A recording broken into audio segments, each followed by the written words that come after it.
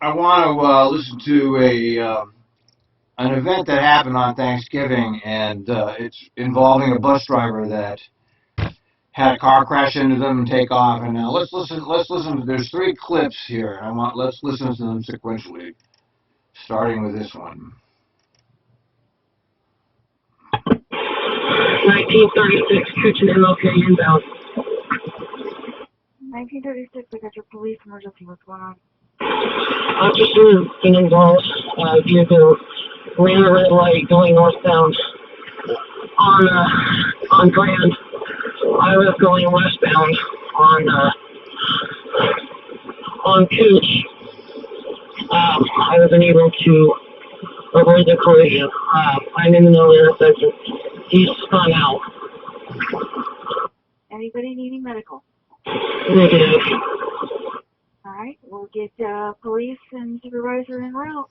Go ahead and pass out cards to your passengers and start exchanging information. The car's taken off. The plate was 406 George Mary Davis. It was a black, smaller sedan. And which direction did it go? He just turned onto eastbound I-84. And did you get any look at the driver? Yeah, it was a younger white male, probably 20 to 25. He was wearing orange pants. He had a black jacket on. He had short hair. I didn't get to see what his eyes or anything like that. I believe he's wearing white sneakers. So he got out of the vehicle?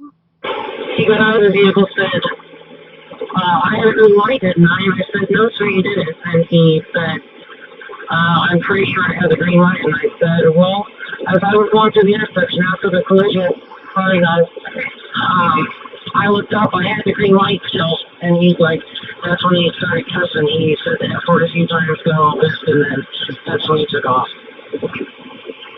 All right. Well, if you're okay and you can clear the intersection, go ahead and roll to the next safest place. The supervisor is going to come meet you. Copy that. And I have a passenger who's here. All other passengers, they took off. I'm going to try to get some courtesy cards here. They're about to stop up there, so I'm going to try to get some cards from them.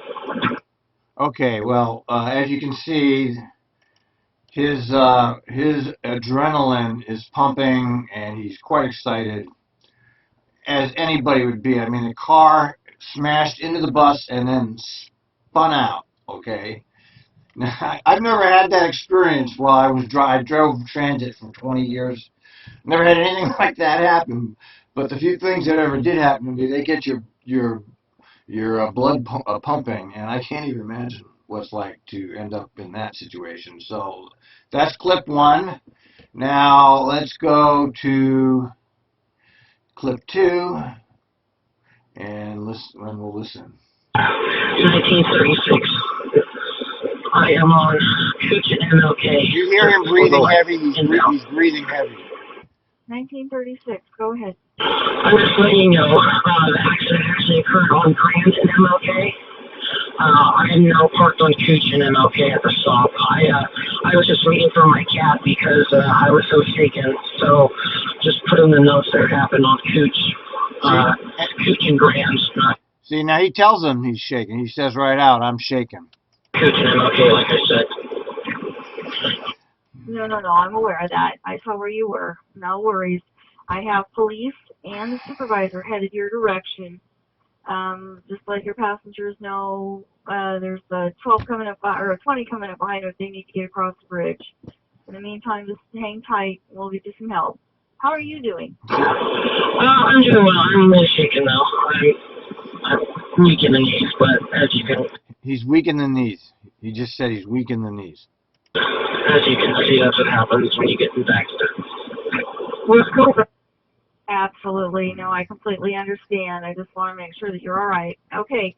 So I'll make sure the other bus pulls in and helps out, scoop everybody up, and just sit there. Help on the way. Copy that. Thank you. I got a few passengers to fill a courtesy card. All right, we don't need to listen to that anymore. But you can see how So everything so far is fine, right? As far dispatch is cooperative, they understand he's shaken, and he is shaken up. And then, a little while later, all right, we hear this. 9107.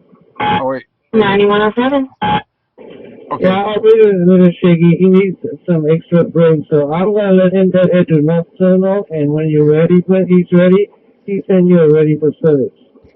Okay. They're gonna go ahead and wait there for the trade, or should I just have them rolled in our terminal to trade out there?